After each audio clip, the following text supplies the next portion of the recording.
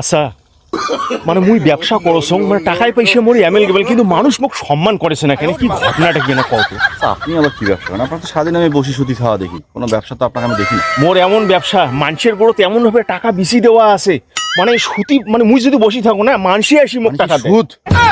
আচ্ছা যাই হোক, আচ্ছা সেটা সুদ তুই কেন ওটা ব্যবসায় তো বলা যায়। হ্যাঁ ওটা ব্যবসা মানে কেউ সম্মান দিতেছে না। না তাহলে আমি আপনার একটা পরামর্শ দিতে পারি ছোট ভাই হিসেবে, সেটা কাজে লাগাইতে পারেন। কি সেটা আপনি মুখ ভর্তি দাড়ি রাখেন, দাড়ি তো নাই, হ্যাঁ মাথায় টুপি পরেন, হ্যাঁ পাঞ্জাবি পরেন, আচ্ছা সেই সাথে আপনার বউকে হ্যাঁ বোরকা পরবেন, খালি চোখ দুটো বাইর হবে, হ্যাঁ। হাতে মোজা পায়ে মোজা, এবং সেই সাথে মসজিদ কমিটির সভাপতি, আচ্ছা। মন্দিরের সভাপতি, আচ্ছা। বাজার কমিটির সভাপতি হওয়ার একটু যুদ্ধ করেন, এবং আচ্ছা। সেই সাথে প্রতিদিন 10-5টা মানুষকে চা খাওয়ান। না, আপনার সম্মান এমনিতে এলাকায় মানে হই হুল্লো করবে, বাহ তাছাড়া সম্মান হবে না, মানুষকে না খাওয়াইলে হবে। বাহ, আর ধর্মের বাহ, মতো বাহ, লেবাস আর কোনো নাই।